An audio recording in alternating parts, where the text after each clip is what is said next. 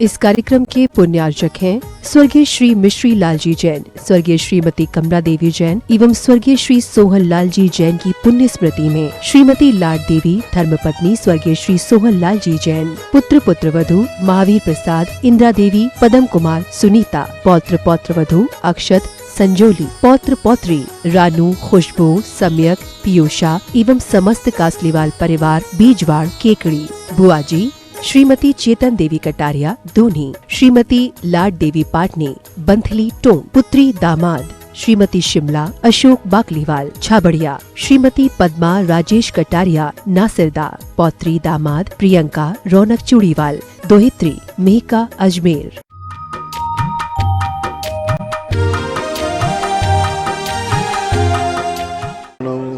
नमो सिद्धाणो नमो वायाणो नमो वज्रायाणो नमो लोये सव्यसाहूर्णमो। पंच परमेष्टि भगवान की, आचार्य श्री गुरुवर कुंद कुंद महाराज की, आचार्य श्री गुरुवर विद्यासागर महाराज सागर जी महाराज की, परम पूज्य छुल्लक श्री 105 गंभीर सागर जी महाराज जी की, समस्त मुनि संघ की जय। पुरुषों को रंग पुरुष महिलाएं धरें पुरुष। सभी श्रोतागण एवं जिज्ञासु पूज्य श्री को नमोस्तु करें। नमोस्तु महाराज श्री, नमोस्तु महाराज श्री, नमोस्तु इच्छामी महाराज श्री, इच्छामी महाराज श्री, इच्छामी। रूपाली जैन टीकमगढ़ से पूछती हैं, नमोस्तु गुरुदेव, तीर्थंकर भगवान अपनी माँ का दूध नहीं पीते हैं, तो ये एक माँ के सौभाग्य में कमी नहीं कही गई? शिशु ने 9 माह तक कोख में रखा और दूध पिलाने का सौभाग्य उन्हें नहीं मिला, क्या कारण है? ऐसा माँ को एहसास नहीं होता है, वो उनकी ऐसी व्यवस्था रहती है कि वह स्वाभाविक रूप से माँ को इस प्रकार की परिणति बनती ही नहीं है।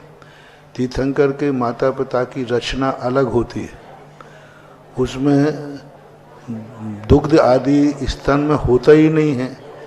वो व्यवस्थाएं ऐसी बनाई गई, ना माँ को ये विकल्प आता है कि बेटा दूध क्यों नहीं पी रहा है, और ना बेटे को विकल्प आता है। वो उनकी ऐसी वैभवशाली व्यवस्था होती है कि वहाँ देवियाँ होती हैं वे देवियाँ अपनी माया से सब व्यवस्था कर देती हैं। माँ को जैसे बेटे की इच्छा होगी तो वो देवियाँ उस रूप धारण करके उनके सारे परिणामों की इच्छा कर देती हैं।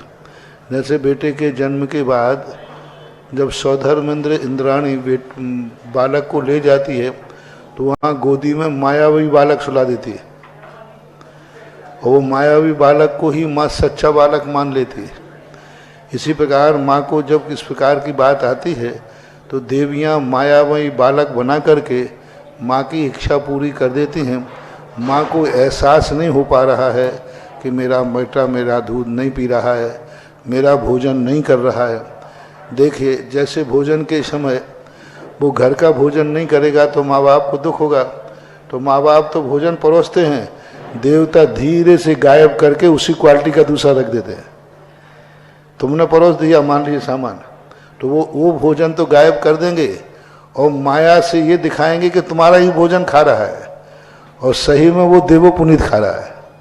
तो देवों के लिए कोई असंभव वाली बात नहीं है, वे देव सब व्यवस्था कर देते हैं, ऐसा कोई भी विकल्प वहाँ आता नहीं है, ऐसा मानना चाहिए। शिखरचंद जैन जयपुर से पूछते हैं, नमोस्तु महाराज जी, धनतेरस की पूजन में वर्णन आता है कि जब भगवान योग निरोध के लिए विहार कर जाते हैं तब उनके साथ में धर्मचक्र आदि नहीं चलते, तो जिज्ञासा है कि तीर्थंकर प्रकृति का उदय 13वें गुण स्थान के अंतिम समय तक रहता है या योग निरोध के काल के प्रारंभ होने तक रहता है? तीर्थंकर प्रकृति का उदय तो 14वें गुण स्थान तक भी रहता है, लेकिन उसकी जो उदीर्णा है, जिस उदीर्णा के कारण से समोषण की रचना होती है, वो 7 आदि जो कर्म हैं जिनके कारण से रचना होती थी, वह पुण्य खत्म हो जाता है। तीर्थंकर प्रकृति तो है, तीर्थंकर के प्रति के साथ और भी पुण्य प्रकृतियां हैं, उनकी अनुभाग शक्ति क्षीण पड़ जाने से समोषण विघटित हो जाता है। और तीर्थंकर प्रकृति भी जिस पावर से उदय में आ रही थी उस पावर से वह शक्ति छीन हो जाती है। जैसे आपके जीवन में वही शक्ति आपकी जवान अवस्था में थी, अब बुढ़ापे में भी आप वही हो कि दूसरे हो?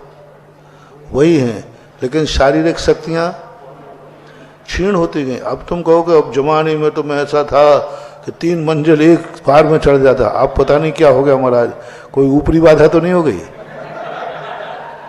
अरे ऊपरी कोई बाधा नहीं हुई है, शरीर की भी एक मर्यादा। जैसे शरीर धीरे धीरे उम्र ढलते ही शरीर की शक्तियाँ शिथिल होती जाती हैं, ऐसे ही पुण्य में होता है। पुण्य धीरे धीरे धीरे करते पुण्य भी शिथिल होता जाता है। ऐसी तीर्थंकर प्रकृति अपना फल देते देते वह शक्तिहीन होती जाती है, ऐसा माना जाए। आदर्श जैन जबलपुर से पूछते हैं, नमोस्तु महाराज जी, क्या दाढ़ी मूछ साफ करवाना चाहिए? क्योंकि कहते हैं अगर मूछ साफ करवा ली तो पिता के मरते समय मूछ साफ की जाती है, तो क्या ये उचित है? ऐसा कोई शास्त्रीय प्रमाण नहीं है। आगम में मूछ और बालों के संबंध में कोई भी ऐसी चर्चा नहीं आई है। अब रही बात व्यवहारिक रूढ़ियों की परंपरा है कि मरण के समय ऐसा किया जाता है, तो ये सब रूढ़ी परंपराएं हैं, शास्त्रीय ऐसा कोई प्रमाण नहीं दिया गया। मोनिका जैन अजमेर से पूछती है, नमोस्तु गुरुदेव, शांतिदार में छिंदी छिंदी बिन्नी बिन्नी शब्द आता है, तो इसका अर्थ क्या है? छिन्न छिन्न भिन्न भिन्न का अर्थ होता है, 2 धातु हैं, एक छिदिर और भिदिर धातु होती है संस्कृत में। छिन्न छिन्न का अर्थ होता है हमारे ये कर्म कमजोर पड़े, ढीले पड़े, जो हमारे अशुभ कर्म हैं इसमें थोड़ी कमी आए। और भिन्न भिन्न का अर्थ है हमेशा के लिए दूर हो जाए, कम हो जाएं और दूर हो जाएं, इसका अर्थ ये है। अमीसी जैन गुना से पूछते हैं, नमोस्तु महाराज जी, अगर अनजाने में नियम टूट जाता है तो उसको क्या करना चाहिए? उसको सावधानी रखना चाहिए। फिर जो भी जिस ढंग का नियम है, किस अनजाने में टूटा है, तदनुसार उसका प्रायश्चित होता है। अंशिका जैन ललितपुर से पूछती हैं, मेरे आराध्य गुरुदेव के चरणों में बारंबार नमस्तु महाराज जी, जब हिचकी आती है तो लोग ऐसा कहते हैं कि हमें कोई याद करता है, तो यह मिथ्यात्व का कारण है या सम्यक का? नहीं, ऐसा नहीं है, क्योंकि ये नैमित्तिक शास्त्र कहलाते हैं। निमित्त शास्त्रों में हिचकी आना, छींक आना, आँखों का फड़कना, कंधों का फड़कना, आँख कई बार फड़कती है, तो ये सब ज्योतिष है, संकेत है, इसको नकारा नहीं जा सकता। गद्दी का खुजलाना आदि आदि, इन सब के ज्योतिष शास्त्रों में वर्णन मिलता है।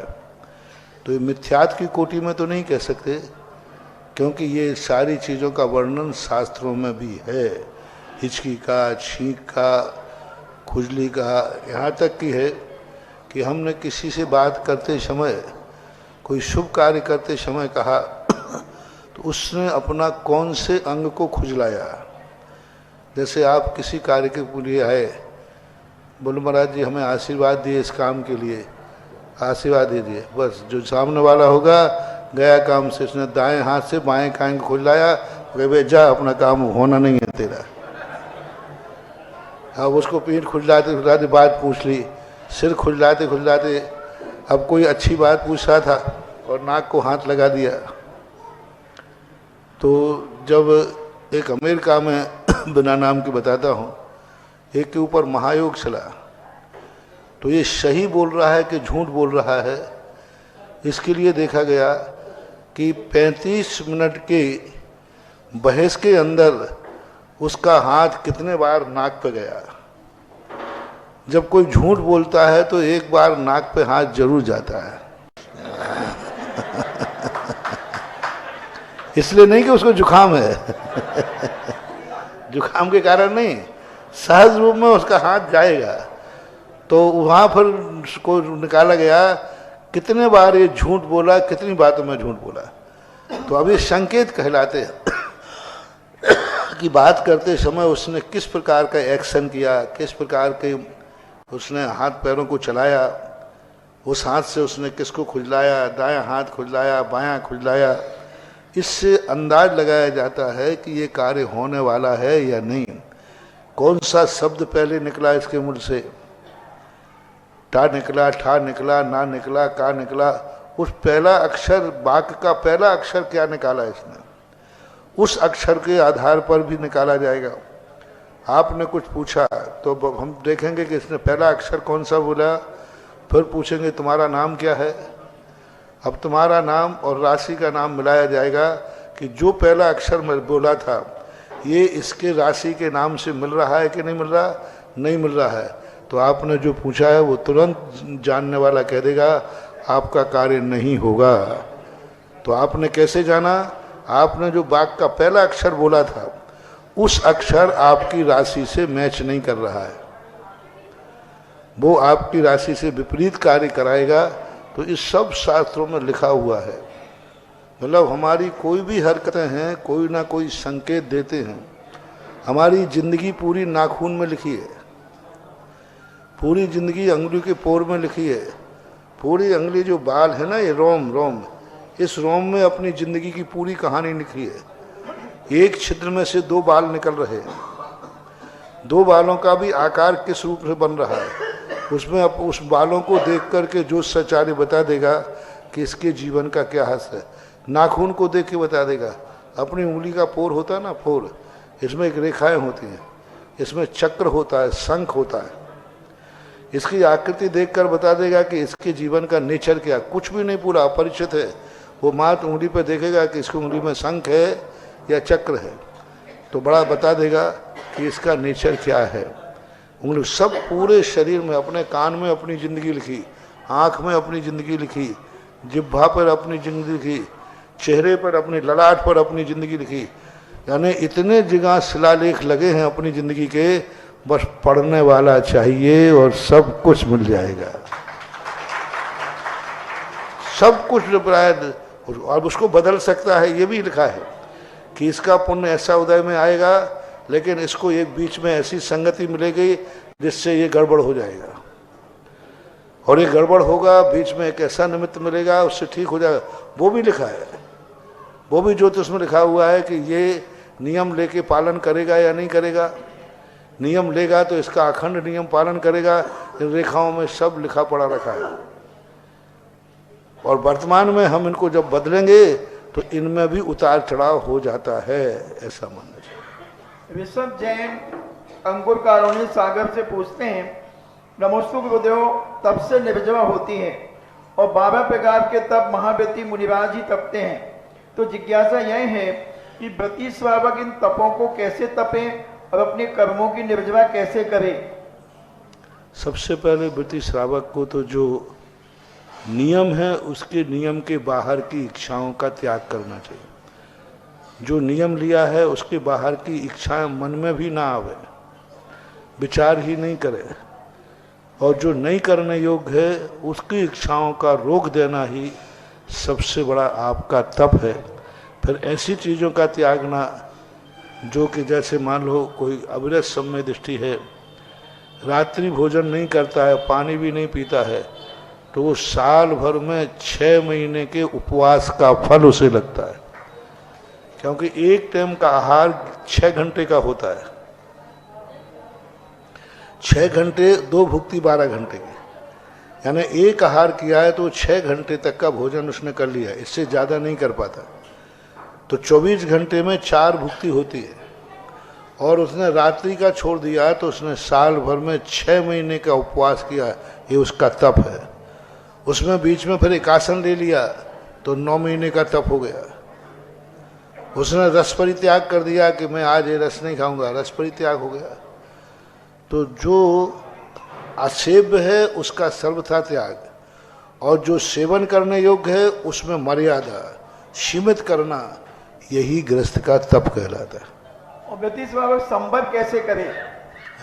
संबर कैसे करे, उन्हीं का प्रश्न। संबर यही है, अपने जो प्रवृत्ति को जितना ज्यादा रोक सके उतना रोक ले। विद्या जैन बड़ा गांव से पूछती हैं, नमोस्तु महाराज जी। देखो, एक संकेत की बात आई, मुझे ध्यान आ गई। एक बार एक मीटिंग हो रही थी, अध्यक्ष महोदय आके बैठ गए और सब बैठे और मैं सब समझा रहा हूँ, पैर चल रहा है यूँ। मैंने मीटिंग ख़त्म कर दी। मैंने कहा इस मीटिंग में कोई प्रभाव नहीं करेगा, भैंस के सामने बीन बजाना है। यानी वो पैर हिला रहा मस्ती से। ये पैर किसका प्रतीक है? बाचालता का। तुम कुछ भी कहो, हमें मानना ही नहीं है। और वो ऐसे बैठ गया करके और बस यूँ पैर हिलाने लगे, बढ़िया आदत है तुम लोगों की। तो ये आदत, मैंने मीटिंग ही कैंसिल कर। मैंने कहा महाराज जी क्या हो गया? मैंने कुछ नहीं, जाओ अब कल मीटिंग करना। फिर अब जैसे मान लो कोई आकर के गुरु के सामने इस आसन से बैठ जाए यूँ अकड़ करके, समझ लेना कि ये अपने आप में काबू में आने वाला व्यक्ति नहीं है। तो ये हरकत में बैठने का ढंग भी गुरु के सामने, बड़ों के सामने कैसा बैठा है, उससे भी अंदाज लगा लेते हैं कि यह व्यक्ति किस प्रवृत्ति का है। बोलते समय, देखते समय हर चीज से निमित्त बनता है। बोल रहा है, बात यहाँ कर रहा है, देख कहीं और रहा है, समझ लेना कि यह व्यक्ति बहुत चाणक्य आदमी है। एक तीर से दो दो निशाने लगा रहा है।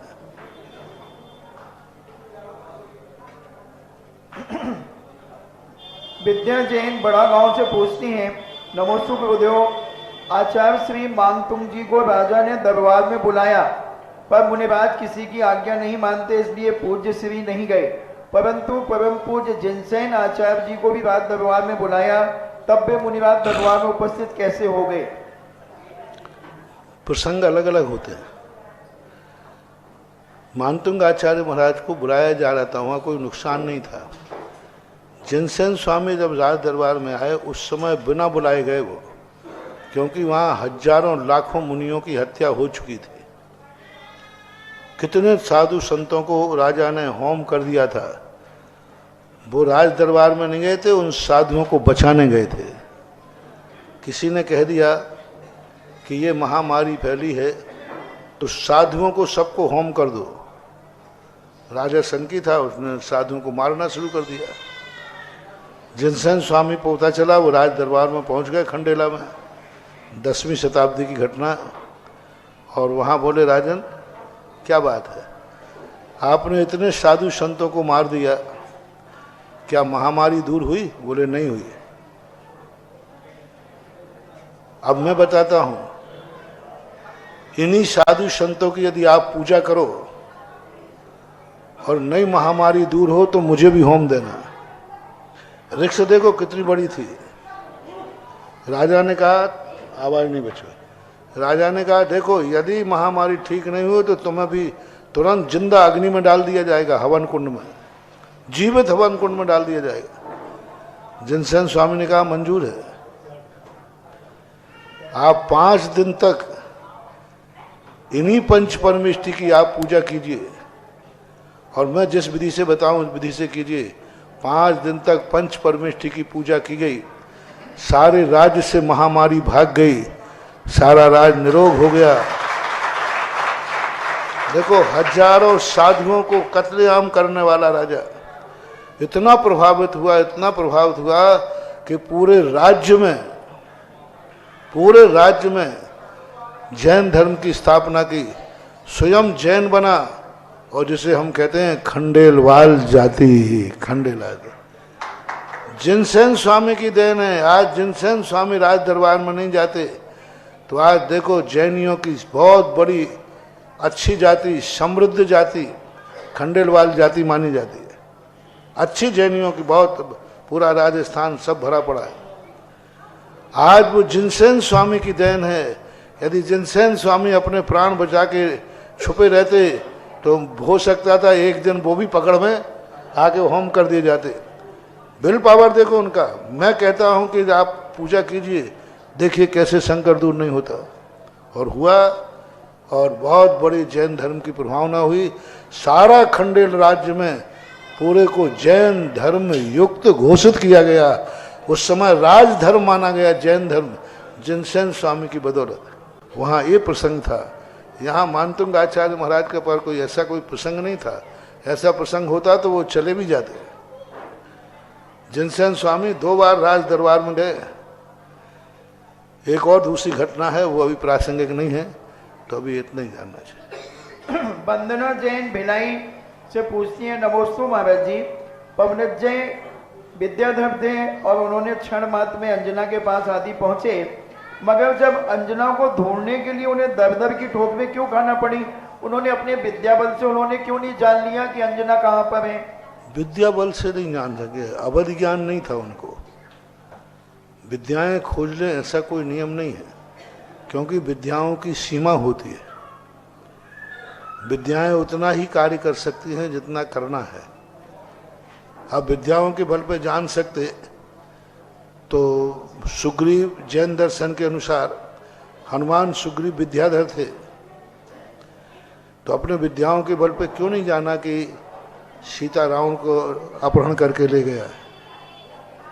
तो विद्याएं अलग चीज होती हैं। विद्याएं उतना ही काम करती हैं जितना तुम्हारा पावर होता है। वो अपने शक्ति से तुम्हें प्रयोग नहीं कर सकती। तुम्हारी शक्ति कितनी है, वे नौकर के समान काम करते हैं, इसलिए अवध ज्ञान न होने से वो नहीं जान सके। गजरा जैन भिलाई से पूछती हैं, नमोस्तु गुरुदेव। अंजना सती ने कनकोदरी की पर्याय में जिनेन्द्र भगवान का अवमानना की थी, बाद में प्रायश्चित किया, तप किया, संयम लिया, जिसके फलस्वरूप वो स्वर्ग गई। बाद में अंजना की पर्याय से पहले किए कर्म का उदय आया, तो जिज्ञासा है कि पहले का पाप तो बाद में और बाद का पुण्य पहले उदय में क्यों आया? आ सकता है, ऐसी कोई बात नहीं। पहले के पाप में ऐसी निधत्त निकटता है कि वो इतने समय बाद ही उदय में आए, और बाद के पुण्य में इतनी स्थिति कम बांधी है तो उदय में आ सकता है, ऐसी कोई बात नहीं। विद्या जैन बड़ा गांव धसान से पूछती हैं, नमोस्तु गुरुदेव। हंस के बारे में ऐसी मान्यता है कि वह दूध को ग्रहण कर लेता है और पानी को छोड़ देता है, यह आगम से सत्य है या किंवदंती है? आगम में युक्ति नीति कही गई, ऐसा सिद्धांत का उल्लेख तो नहीं मिला, लेकिन ऐसा मिलता है कि हंस क्षीर और नीर कर देता है दूर, ऐसा युक्ति है, नीति है।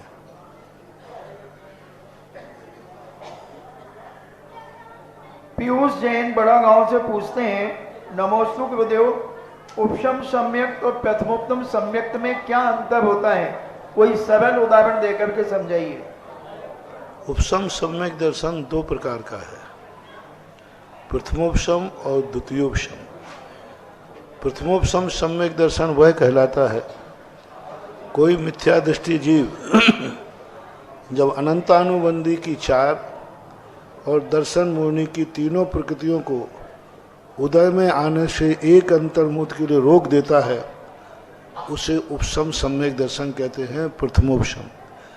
द्वितीयोपशम सम्यक दर्शन वह कहलाता है जिसमें अनंतानुबंधी की विसंयोजना करता है और तीन प्रकृतियों का उपशम करता है, और सातवें गुणस्थान से ऊपर जब जाता है तब वो द्वितीयोपशम सम्यक दर्शन होता है।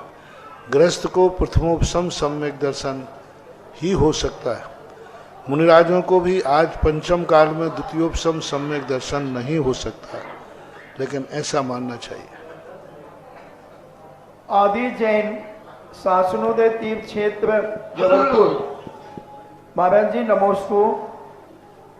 प्रश्न है कि पहले महाराज जी के नाम कुलभूषण, कुनकुन स्वामी आदि ऐसे होते थे, अभी महाराज श्री के नाम के बाद सागर शब्द क्यों लिखा जाता है और आरिकाओं के नाम के साथ मती शब्द क्यों लगाया जाता है? अब देखो, ये तुम्हारे बाप ने तुम्हारा नाम यही क्यों रखा, ये पूछा तुमने? क्यों रखा आपने? अभी पिता की स्वेच्छा ने रख दिया। ये नाम गुरु महाराज रखते हैं, अब उनके मन में जो आया सो रख दिया। अब रख दिया, मैं उनसे पूछूंगा भाई तुमने ऐसा क्यों रखा, तो तुम लोग भी अपने बाप से पूछना कि मेरा नाम ऐसा क्यों रखा। अब उस समय जो परिस्थिति बनी, उस समय जो उनको अच्छा लगा रख देते हैं। नाम का ऐसा कोई महत्व नहीं है। वर्तमान में चूंकि आज हम प्रजातंत्र में रह रहे हैं और प्रजातंत्र के कारण से कई प्रकार की स्थितियां बनती हैं। पूर्व नाम से लेकर के कई प्रकार के अच्छे बुरे भी कार्य होते हैं, और वही नाम चलता रहे तो आगे जाकर के कानूनन भी दिक्कत हो जाती है। इसलिए इस प्रकार के नामों के परिवर्तन की परंपरा, हालांकि पहले भी नाम परिवर्तित होते थे। जैसे कुदमुकुंद भगवान महाराज का नाम पद्मनंदी था, अब पद्मनंदी कोई बोलते ही नहीं, सब कुंद कुंद बोलते हैं। जैन दर्शन में दीक्षा के बाद श्री राम का नाम श्री पद्म था, जिन पर पद्म पुराण लिखा गया, लेकिन कोई नहीं जानता पद्म, श्री राम जानते। ऐसे ऑनलाइन जिज्ञासाओं के पश्चात जिनवाणी चैनल, सुधा कलश चैनल और आदिनाथ चैनल के समक्ष विराजित सभी गुरु भक्तों की ओर से और साक्षात यहाँ पर गुरु चरणों में विराजित सभी मुनि भक्तों की ओर से पूज्य मुनि श्री के चरणों में बारंबार नमोस्तु नमोस्तु नमोस्तु। पूज्य छुल्लक श्री के चरणों में बारंबार इक्षामि इक्षामि इक्षामि। आज के इस जिज्ञासा समाधान कार्यक्रम में प्रथम जिज्ञासा रखेंगे इंदौर से पधारे प्रसिद्ध उद्योगपति श्रीमान सचिन जी। इनका ये परम सौभाग्य रहा कि जब पूज्य आचार्य गुरुवर का प्रवास इंदौर नगर में हुआ और उनके सानिध्य में जब पंच कल्याणक प्रतिष्ठा हुई तो आपको सौधर में इंद्र बनने का सौभाग्य प्राप्त हुआ था। ऐसे श्रीमान सचिन जी इंदौर प्रथम जिज्ञासा करें और इसके बाद तैयार रहें श्रीमती दीक्षा जी पृथ्वीपुर। महानुभाव, जिस मांगलिक घड़ी का इंतजार ये बांसी वाले समाज के जितने भी लोग हैं ये बरसों से करते आ रहे थे, ऐसी मांगलिक शुभ घड़ी आ चुकी है और कल प्रातः इस पंच कल्याणक महामहोत्सव का मंगलाचरण होगा, शुभारंभ होगा, जिसका शुभारंभ घट यात्रा से और ध्वजारोहण से किया जाएगा। कल प्रातः जो भी इस महामहोत्सव में महापात्र बने हैं, इंद्राणी बने हैं, वो सभी और साथ में सभी साधर्मी भाई जो भी आसपास के गांव के हैं, ललितपुर शहर के हैं, जखौरा, तालबेहट, सभी लोग कल के दिन यहाँ इस महामहोत्सव कार्यक्रम के उद्घाटन कहें, मंगलाचरण करें, शुभारंभ कहें, इस शुभारंभ में सभी आएंगे। कल प्रातः 6:30 बजे सभी को मंदिर जी में उपस्थित होना है, जहां पर घट यात्रा पूर्व की सारी क्रियाएं यहाँ पर संपन्न होंगी, जिसमें करीब 1-1.25 घंटा लगेगा। यहाँ पर पूजन होगी और फिर उस पूजन के पश्चात पूज्य मुनि श्री के ससंग सानिध्य में सच्चे देव शास्त्र गुरु की शोभा यात्रा यहाँ से निकलेगी और उस शोभा यात्रा के साथ श्री जी के साथ हम सभी विहार करते हुए अयोध्या नगरी मुख्य पांडाल में प्रवेश करेंगे, जहां पर सबसे पहले ध्वजारोहण किया जाएगा और ध्वजारोहण के पश्चात पूज्य मुनि श्री का मांगलिक प्रवचन होगा। मांगलिक प्रवचन के बाद वहां पर मंडप शुद्धि, मंडप प्रतिष्ठा, इंद्र प्रतिष्ठा, इंद्रों का जो सकलीकरण किया जाता है, वो सारी क्रियाएं आदरणीय प्रतिष्ठाचार्य प्रदीप भैया जी के निर्देशन में उनके प्रतिष्ठाचार्यत्व में संपन्न होंगी। तो सभी महानुभावों से निवेदन है, समय का ध्यान रखें। जो भी महापात्र हैं वो ठीक 6:30 बजे घट यात्रा में, सभी महिलाएं जो भी आएंगी वो केसरिया वस्त्रों में रहेंगी और सभी पुरुष वर्ग सफेद वस्त्रों में रहेंगे। मंगल कलश आपको यहीं से प्रदान किया जाएगा, कोई शुल्क नहीं रखा गया है। आप सभी को बस इस कार्यक्रम में उपस्थित होना है, सम्मिलित होना है और कार्यक्रम का शुभारंभ करना है। जिज्ञासा करें हमारे प्रसिद्ध उद्योगपति श्रीमान सचिन जी। नमोस्तु गुरुदेव। इच्छामि महाराज जी।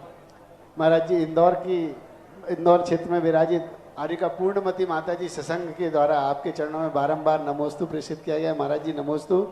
और हमारी प्रतिभा स्थल की 40 बहनें और 400 बच्चों की ओर से भी आपके चरणों में बारंबार नमोस्तु।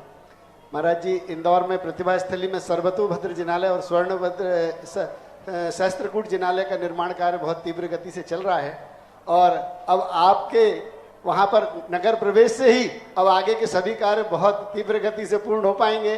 पूरा इंदौर पलक पावड़े बिछाकर अब ये चाहता है कि गुरुदेव आपका वो क्षेत्र ही सिर्फ एक इंदौर में आपका प्रवास रह गया है। प्रार्थना सत्र नहीं है, जिज्ञासा सत्र है। गुरुदेव, मेरी जिज्ञासा है गुरुदेव कि 24 तीर्थंकर पुराण जब अपन पढ़ते हैं तो उसमें जिक्र आता है कि जब भी कोई भी तीर्थंकर का समोषण लगता है गुरुदेव, तो उसमें केवली भगवान भी उस समोषण में विराजित रहते हैं। तो केवली भगवान, एक तीर्थंकर केवली भगवान के समोषण में कैसे विराजित रह सकते हैं? क्या उनको वो केवल ज्ञान उस समोषण में बैठे बैठे ही वहां पर केवल ज्ञान प्राप्त हो जाता है या केवल ज्ञान प्राप्त होने के बाद वे समोषण में जाकर विराजित होते हैं? पहली बात तो है कि वहाँ जो कि क्रियाएं होती केवली भगवान की सहज होती हैं, न उनके बैठने का भाव होता है न जाने का भाव होता है, एक नियोग होता है। तीर्थंकर का पुण्य होता है, तीर्थंकर का इतना पुण्य होता है कि केवली भगवान के बैठने से उस समोषण की शोभा बनती है। जैसे सभा है, इस सभा में यदि प्रधानमंत्री आ जाए तो सभा की शोभा बढ़ेगी कि नहीं? ऐसा ही केवली भगवान आने से उस समोषण का उनका पूर्ण वैभव ऐसा है। दूसरी बात, केवल ज्ञान समोषण में भी प्रकट होता है। समोषण में प्रकट होने पर वो समोषण में ही रहेंगे ऐसा कोई नियम नहीं, रह भी सकते हैं और विहार भी हो सकता है। समोषण के बाहर के लोग बाहर केवली भगवान नहीं आते हैं, शो बात नहीं। महापुराण जी के अंदर लिखा है, पूज्यवर जिनसेन स्वामी ने, बाहुबली को केवल ज्ञान हुआ था पोदनपुर के पास में, लेकिन उसके बाद जाकर के कोई पोदनपुर मानता है, कोई कैलाश पर्वत मानता है। केवल ज्ञान होने के बाद कई वर्षों तक वो उपदेश देते रहे और एक दिन अनायास आदिनाथ के समोषण में विराजमान हो गए। केवल ज्ञान हुआ कहीं बाहर, विहार करते आए और आदिनाथ के समोषण में जाकर के और मुनियों की सभा में जाकर विराजमान हो गए। तो ये दोनों प्रकार के, वहाँ वाले भी बाहर वाले भी रहेंगे, उनकी कोई अलग से सभा नहीं होती, वे मुनियों की सभा में ही बैठते। क्योंकि कर्म सिद्धांत के अनुसार जो अरहंत भगवान मुनि की कोटि में ही आते हैं।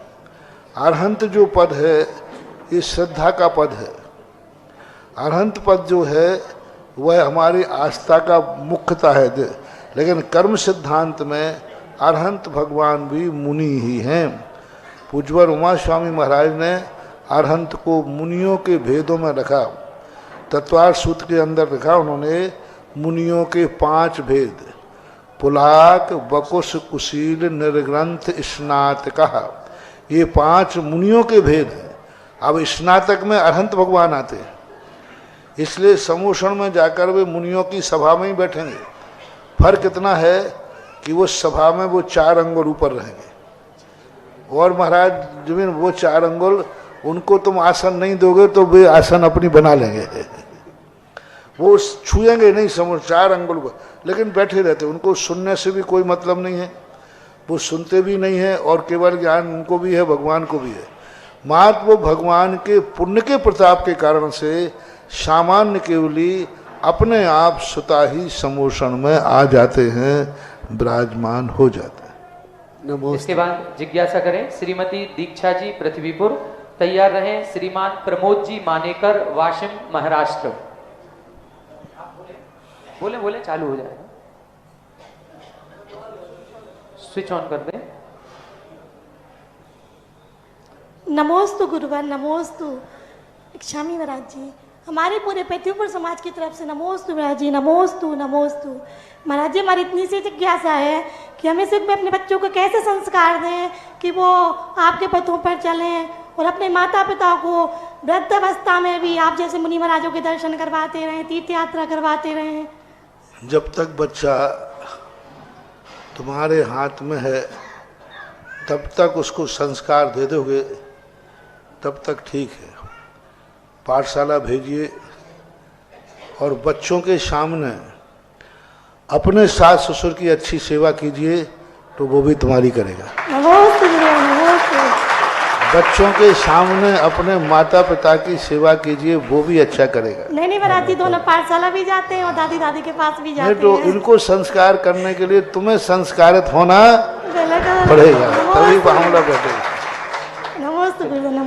एक आता है उदाहरण कि एक बार एक माता पिता जो कलेक्टर थे, कलेक्टर नहीं कमिश्नर नहीं थी, वो अपने वृद्ध माता पिता की सेवा नहीं करते, उसको एक खेत के फार्म हाउस में डाल दिया। एक दिन उनके बर्तन संक्षेप में सुनाता हूँ टूट गए, तो उन्होंने बहुत सुनाया उनको खरी खोटी और बेटे से कहा बेटा जाए इनको मिट्टी के बर्तन लेके आके रख दे। बेटा 2 जोड़ी लेके आया। बोले बेटा 2 जोड़ी क्यों लाए? बोले मम्मी मुझे पता नहीं था कि बुढ़ापे में माता पिता को फार्म हाउस में रखा जाता है और मिट्टी के बर्तन में खिलाया जाता है। इसलिए मैं एक जोड़ी आपके लिए लाया हूँ कि जब आप बूढ़े हो गए तो आपको भी ऐसे ही खिलाऊंगा, कहीं मैं भूल नहीं जाऊं।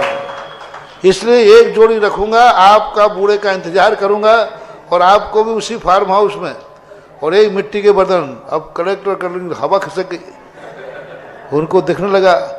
उसी दिन से कलेक्टर ने अपने माँ बाप सास ससुर को बुलाया और बुलाते ही सुबह से बढ़िया सेवा, और सेवा करे तो बच्चे को जो बेटा देख बूढ़े में कैसे सेवा की जाती। अब दादा दादी ने सोचा कि बहू बेटे में ये परिवर्तन कैसे आया, ये तो फूटी आंख से भी नहीं देखती थी मुझे ये परिवर्तन।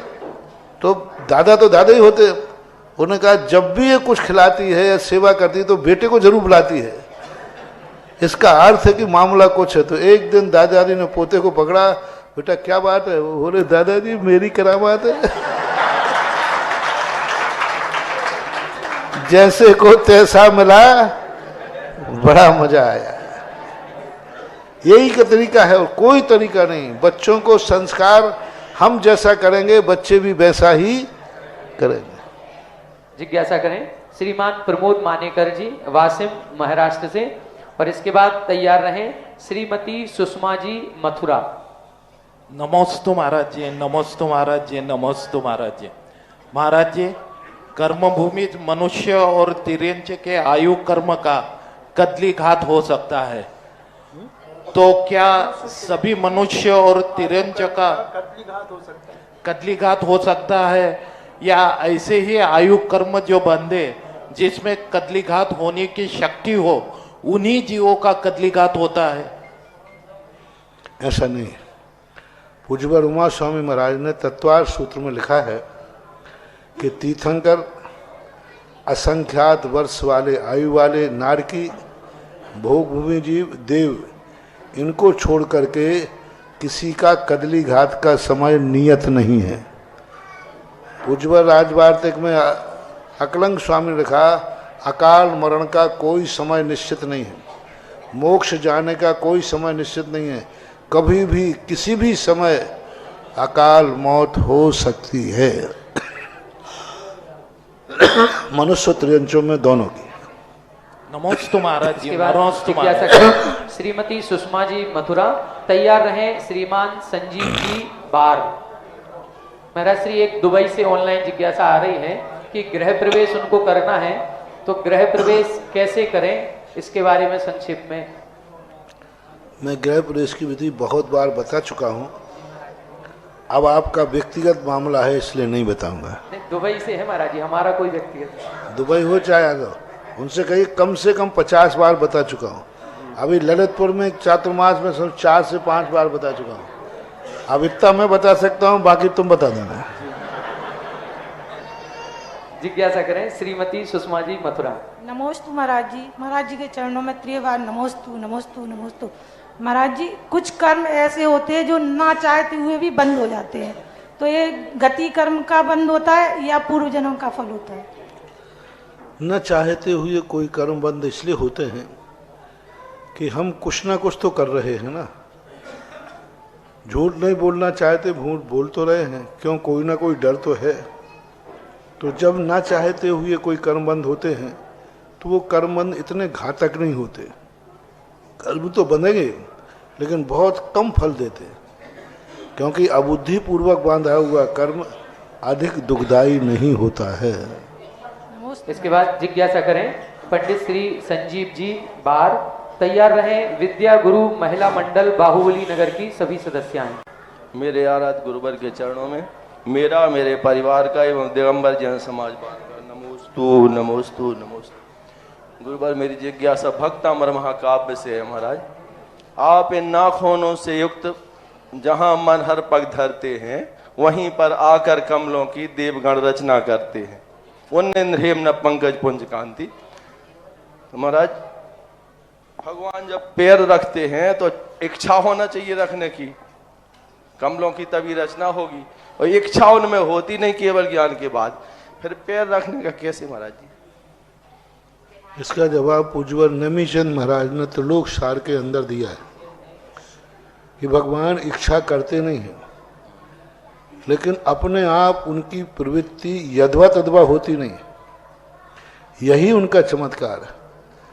पूज्यवर कुंदकुंद स्वामी महाराज ने एक उदाहरण दिया, ठाणनी सेज विहारा जह भी माया भी इत्थीणम।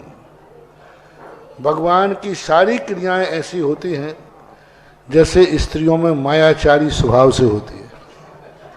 ये करती नहीं है, इनको मालूम नहीं है, सहज में है ही, इनका स्वभाव है, नेचर, पर्याय ही ऐसी है।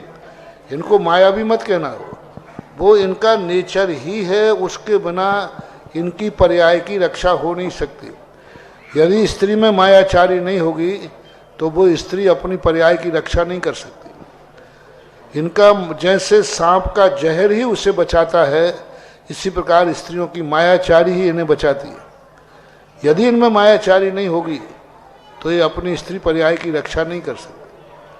अब वो है स्वभाव से, गॉड गिफ्ट है, ये मायाचारी कर नहीं रही हैं, ये मायाचारी उनसे होती है, तभी स्त्री पर्याय की रक्षा हो पाएगी। अब यही स्थिति में भगवान पे विहार करते नहीं हैं, लेकिन स्वतः ही उनका ऐसा विहार हो जाता है, ऐसी क्रियाएं होती हैं कि वो फूल के ऊपर ही चरण पड़ेगा तो भगवान चरण रखते हैं, वो फूल बिछा देता है।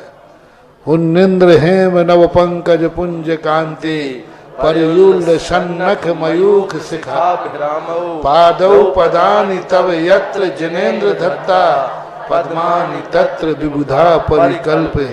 जहाँ भगवान पैर रखते हैं वहीं विबुधाया, विबुध यानी देव माया से कमल की रचना करते थे। वो तो पहले से किए बैठा रहता है, 225 कमल बिछा देता है, 32 दिशाओं में, सब दिशाओं में बिछा देता है सब। भगवान कहीं भी चले हमारे कमल पे ही पैर रखना पड़ेगा। तो ये वैभव। जिज्ञासा करेंगे विद्या गुरु महिला मंडल बाहुबली नगर की महिला सदस्याएं। इसके बाद तैयार रहे श्रीमान सुमत चंद जी, सराफ, ललितपुर। मेरे हृदय में विराजने वाले मेरे तीर्थोद्धारक गुरु के चरणों में मेरे जीवन की अंतिम सांसों तक नमोस्तु नमोस्तु नमोस्तु भगवान। विद्या गुरु महिला मंडल का कोटिशा नमोस्तु नमोस्तु नमोस्तु। हे भगवान, मेरी जिज्ञासा यह है, जैसे किसी व्यक्ति को सफेद दाग है तो क्या वह विधान में बैठ सकता है और द्रव्य चढ़ा सकता है क्या? सफेद दाग किसी को है तो प्रतिष्ठा में बैठ, हाँ, मुख्य पात्र नहीं बनेगा, बाकी सब कर। जिज्ञासा करें श्रीमान सुमत चंद जी, सराफ। इसके बाद तैयार रहे श्रीमती शिखा जी, इंदौर। हे कलिकाल सर्वभगवत गुरुदेव, आपके श्री चरणों में केवल ज्ञान एवं केवल दर्शन के अविभागी प्रक्षेप प्रमाण त्रयोग शुद्धि पूर्वक नमोस्तु। हे गुरुदेव, विगत 22 दिन पूर्व आपने एक परम पारणामिक भाव विषयक बहुत गहराई तक ले गए थे। हमारी जिज्ञासा से करोड़ दर्जा ऊंचाइयों तक आपने उसका समाधान किया था। तो उसके बाद हमारी प्रतिशंका ये होती है कि रतनचंद मुख्तियार व्यक्तित्व कृत भाग 2 में 10 से 57 पेज में वो लिखते हैं, पंडित जी रतनचंद मुख्तियार जी, पारणामिक भाव अनादि अनंत नित्य है, नित्य में अर्थ क्रिया बनती नहीं, तो उसमें अर्थ क्रिया नहीं बनती है। तो एक तो मुद्दे ये है, दूसरा हमारा ये है कि परम पारणामिक भाव किस दशा में, किस गुणस्थान में होगा, और पहले छायक सम्यक दर्शन होगा या परम पारणामिक भाव। तो छायक के बाद में परम पारणामिक हो गया, परम पारणामिक के आश्रय से छायक होगा, और इसमें साधकतम कर्णम छायक होगा या परम पारणामिक। गुरुदेव ये जिज्ञासा। परम पारणामिक भाव जो नित्य रूप से सदा विद्यमान है, इस शक्ति की अपेक्षा से नियम सार की टीकाकार मल्लीदेव धारी ने आत्मा की उस चैतन्य शुद्ध शक्ति को त्रिकाली बताया, लेकिन शक्ति को बताया, क्योंकि आत्मा में यदि परम पारणामिक भाव की त्रिकालिक शक्ति नहीं होगी तो वह कभी व्यक्त नहीं हो सकती। इससे जहाँ नित्य कहा है वहाँ नित्य का अर्थ लेना शक्ति की अपेक्षा से प्रत्येक जीव में परम पारणामिक भाव की शक्ति बैठी है, जैसे केवल ज्ञान की शक्ति। अभी भी अपने पास केवल ज्ञान की शक्ति है, यदि शक्ति नहीं होती तो उसका आवरण क्यों होता। और जहाँ पर व्यक्ति की बात है तो परम पारणामिक भाव सिद्धों में ही घटित होता है। जहाँ द्रव्य कर्म, नौ कर्म और भाव कर्म जहाँ विद्यमान हैं, वहाँ परम पारनामिक भाव की चर्चा हो सकती है, श्रद्धा हो सकती है, क्रिया नहीं। ज्ञान चेतना कहो और परम पारनामिक भाव कहो एक ही बात है। तो ज्ञान चेतना के लिए पूज्यवर कुंदकुंद स्वामी ने कहा, पाणिद मदिकंताणम नानम बिंदंती ते जीवा। प्राणों से अतिक्रांत जो हो गए हैं वे ज्ञान चेतना का अनुभव करते हैं, यानी सिद्ध भगवान। तो परम पारनामिक भाव एक ध्येय रूप में है और एक साध्य रूप में है और एक अनुभव रूप में है। तो ध्येय रूप साध्य रूप तो हमारे पास है, इसलिए पहले छायक सम्यक दर्शन होगा, छायक भाव होंगे, छायक 9 लब्धियां होंगी। अरहंत भगवान को भी परम पारनामिक भाव नहीं होता, परम पारनामिक दशा उनको भी प्रकट नहीं होती, क्योंकि वो अभी भी पर के सहारे जी रहे। अभी 4 प्राण उनके हैं जिनके आश्रित वो जी रहे हैं, अभी वो कर्मों के आश्रित हैं। ब्रह्मदेव सूर्य ने इस संबंध में कहा, अरहंत भगवान भले पाप करना छोड़ दिए हैं, लेकिन पूर्व में जो पाप चोरी की थी, पाप किया था, वो कर्म तो अभी उनके पास हैं। जैसे चोरी करना कोई छोड़ देवे, लेकिन चोरी का माल घर में रखा हो तो माना जाएगा। हाँ, तो यही 13वें 14वें गुणस्थान वर्ती जीवों की बात कही है। इसलिए जो अभी पूर्णतः 18,000 शील व्रतों से पूर्ण नहीं है, जिनका अभी शरीर और कर्म के आश्रित जिनका जीवन है, वे परम पारनामिक भाव के सहारे कैसे हो सकते हैं? परम पारनामिक भाव जो है पर निरपेक्ष स्वाभाविक दशा का नाम है। इसलिए छायक सम्यक दर्शन, छायक 9 लब्धियां, जितने छायक भाव पूज्यवर उमा स्वामी ने 9 भेद कहे छायक भाव के, तो 9 भेद प्रकट हो गए, तो भी अभी पारनामिक भाव प्रकट नहीं हुआ। परम पारनामिक भाव, वो परम पारनामिक भाव जो प्राप्तव्य है वो सिद्धों में होगा। और एक परम पारनामिक भाव, एक पारनामिक भाव होता है जीवत्व। तो जीवत्व तो सदा से था, है और रहेगा।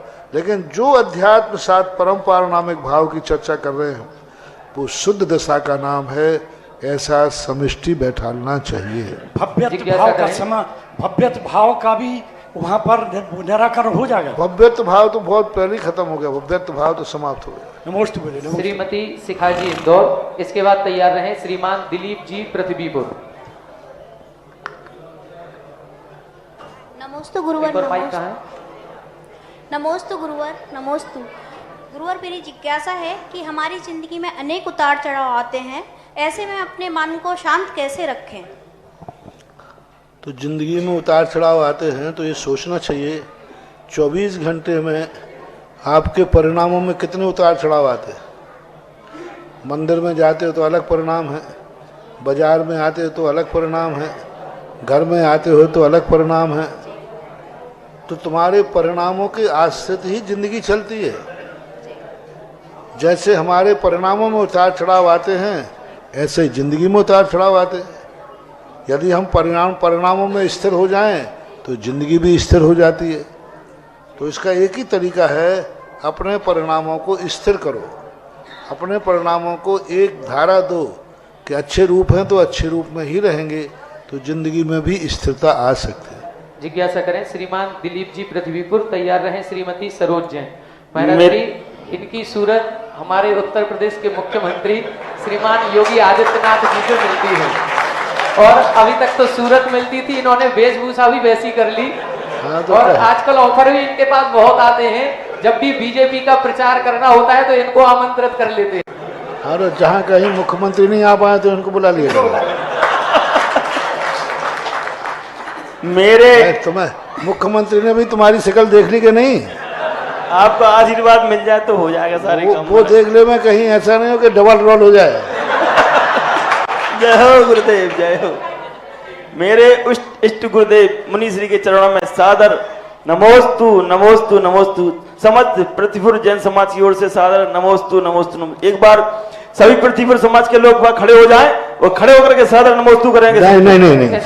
जिज्ञासा आप जिज्ञासा कीजिए मात, और कुछ नहीं करना। नमोस्तु गुरुदेव। गुरुदेव, मेरी जिज्ञासा यही है कि मैं 2021 से शिविर मैं शामिल हो रहा हूँ, लेकिन ऐसा क्या कारण है कि 2022 के चतुर्मास के बाद ही मुझे ये पता चला कि मेरी चेहरा योग जी से मेल खाता है, और इसका कौन सा कर्म का उदय है और कैसे हम उनसे मुलाकात हो, ऐसा आशीर्वाद, आपका आशीर्वाद तो फलीभूत होता है, हमको पता है, और मिला भी है हमें आशीर्वाद आपका। चातुर्मास में आपका आशीर्वाद बराबर मिला है। अब ये हम चाहते हैं कि कितने समय और लगेंगे इनसे मुलाकात के, आपके आशीर्वाद फलीभूत हो जाए। जय जय गुरुदेव। देखो, मैं भविष्य वक्ता नहीं हूँ, मैं भविष्य का संकेत करता हूँ, वो सही हो जाता है ये बात अलग है, लेकिन भविष्य का निर्धारण तिथि मुझे पूर्ण विश्वास है महाराज जी, आपका आशीर्वाद घोषणा करना हमारे प्रोटोकॉल के बाहर है। ऐसा आशीर्वाद दे गुरुदेव की चीज के फलीभूत हो आपका। जिज्ञासा करें श्रीमती सरोज जी, इसके बाद तैयार रहे भाई श्री सिद्धार्थ जी। महाराज जी नवोस्तु महाराज जी को नवोस्तु इच्छामि शुभ। महाराज जी मेरा प्रश्न यह है कि मैंने रविवार व्रत लिए, 4 वेद लिए, 4 वेद पूर्ण नहीं हो पाए, इसका मुझे कोई दोष लगता? पाप कर्म का उदय दोष तो लगेगा ही, आपको प्रयास करना चाहिए। फिर ले लेंगे। आप उपवास से नहीं कर पा रहे हैं तो एकासन से कर लीजिए। आप पहले क्यों नहीं कर पाते, पहले ये कारण ढूंढिए। महाराज जी 4 वेद लिए, 4 ही वेद छूट गए, बीमार हो गए। क्यों नहीं कर, बीमार हो गए हैं? हाँ। तो अब होगा तो ठीक, शुरू कर दो, छोड़ने की अपेक्षा आगे बढ़ा दो। बीमारी के कारण से कोई व्रत छूटता है तो उसे जहाँ से छूट गया है वहाँ से शुरू कर देना चाहिए। फिर बीमार हो जाओ तो फिर उतनी देर छोड़ दो, फिर शुरू कर दो, अंत में पूरे हो जाएंगे। ऐसा करें। नमोस्तु महाराज जी, नमोस्तु। भाई श्री सिद्धार्थ जी, इसके बाद तैयार रहे श्रीमती ऋतु जी सागर। महाराज श्री के चरणों में बारंबार नमोस्तु नमोस्तु नमोस्तु एवं महाराज श्री के चरणों में बारंबार इच्छामी इच्छामी इच्छामी।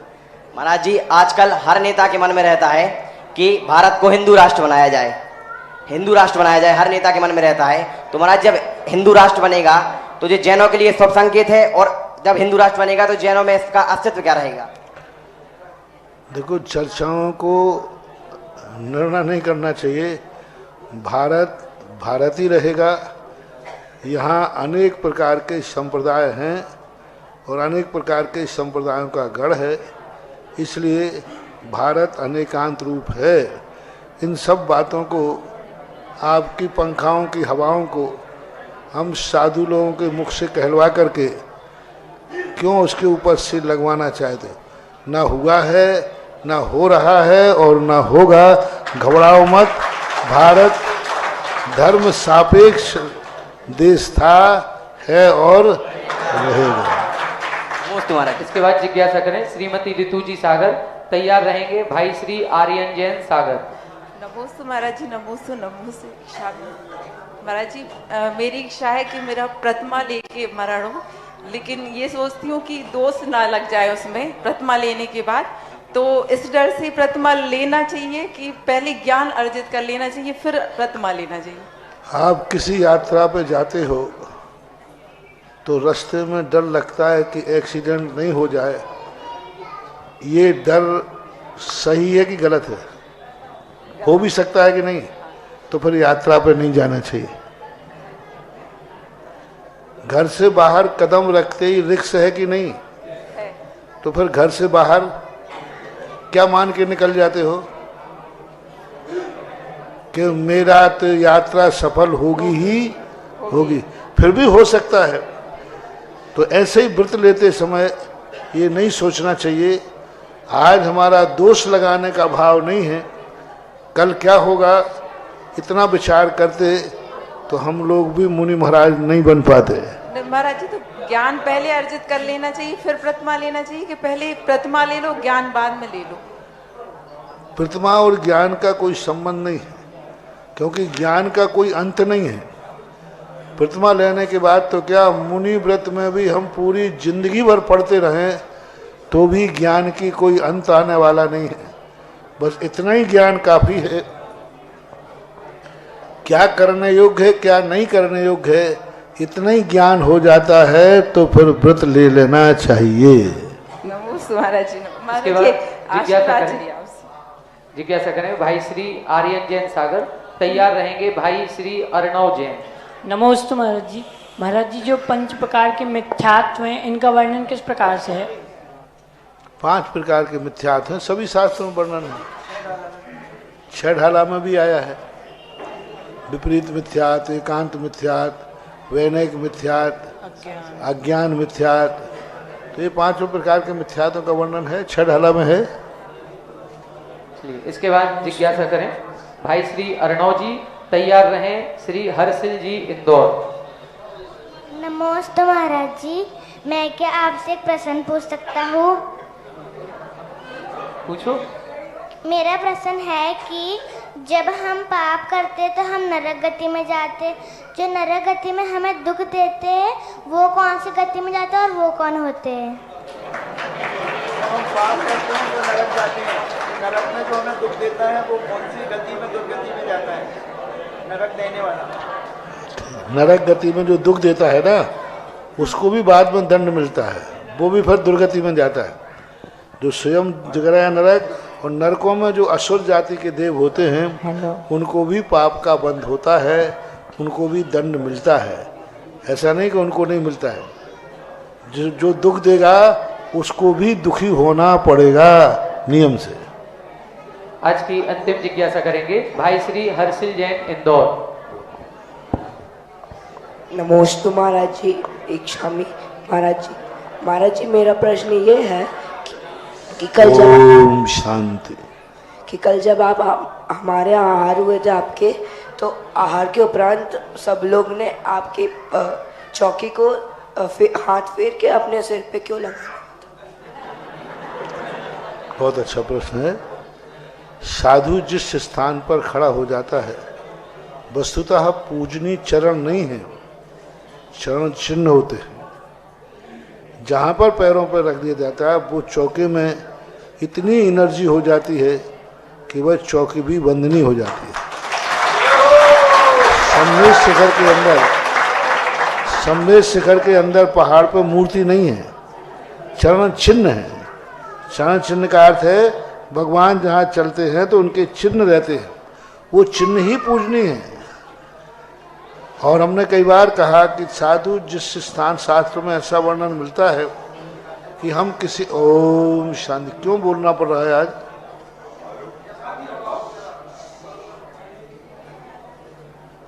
तो वहां पर क्या होता है, किसी साधु का वंदना करने गए और साधु विहार कर गया, तो कहा गया कि जिस स्थान पर साधु बैठे थे उस स्थान की वंदना परिक्रमा करके साधु की परिक्रमा वंदना का पुण्य हो जाता है। उस स्थान निषाधिका बोलते, उस स्थान को चरण छुए, क्योंकि वहाँ साधु की वर्णनाएं हैं। इसलिए हम कहते हैं जिस साधु पर आपके चौके में आहार हुए हैं, कम से कम 48 मिनट तक उस चौकी को पैर नहीं लगाना, आप लोग बैठना नहीं, उस पर पैर नहीं रखना। कम से कम 48 मिनट तक उसके अंदर पूर्ण पवित्र वर्णनाएं विद्यमान रहती हैं। अधिकतम 24 घंटे तक वो चौकी की पवित्रता बनी रहना चाहिए। शास्त्रों में इस प्रकार के बहुत सारे वर्णन मिलते हैं, इसलिए वो साधु के चरण रज को मान करके उसका स्पर्श करते हैं, शास्त्र के अनुसार मान्य है। आज का जिज्ञासा समाधान कार्यक्रम यहीं पर संपन्न होता है। हमारे बीच में इंदौर से जो प्रसिद्ध उद्योगपति सचिन जी यहाँ बीच में पधारे हैं, हमारी बांसी दिगंबर जैन समाज उनका हार्दिक अभिनंदन स्वागत करना चाहती है, वो यहाँ पर आए। और बांसी के हमारे पदाधिकारी आप आए, सोल श्रीफल से उनका हार्दिक अभिनंदन स्वागत करें। आज पूज्य गुरुवर की आहारचर्या कराने का सौभाग्य प्राप्त हुआ। बांसी दिगंबर जैन समाज के अध्यक्ष श्रीमान विजय जी, सुदर्शन जी, समस्त परिवार, जिनको इस पंचकल्याणक महामहोत्सव में कुबेर बनने का सौभाग्य प्राप्त हुआ है, आज की आरती करने का सौभाग्य उनके परिवार को प्राप्त हुआ। और आरती के पश्चात उनके घर पर भजनों का लघुआ रखा गया है, उसमें आप सभी सादर आमंत्रित हैं। पगड़ी दे दो।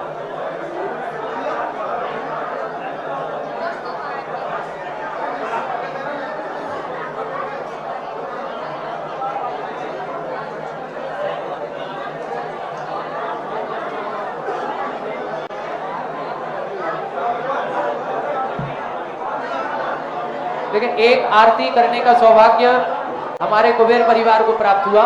2 आरती और हैं। जो भी सौभाग्यशाली परिवार आरती करने का सौभाग्य अर्जित करना चाहें, एक परिवार श्रीमान सचिन जी इंदौर, आप आरती करेंगे। एक और कोई भी जो भी महानुभाव, देखें अपन सभी बाकी जन पीछे हो जाएं। यहाँ पर आरती करने के लिए जिन्होंने सौभाग्य अर्जित किया है वो केवल आगे रहेंगे। हमारे कुबेर परिवार आगे आ जाएं। सचिन जी इंदौर, आपके जो भी परिवारी जन यहाँ पर है उन सभी को आगे बुला लें।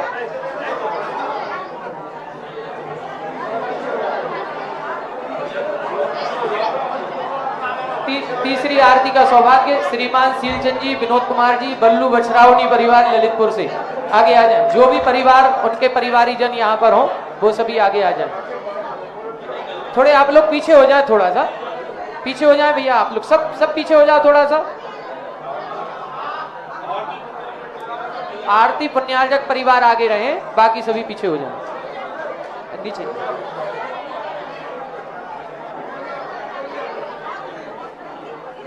चलिए आरती प्ले कर दें भैया।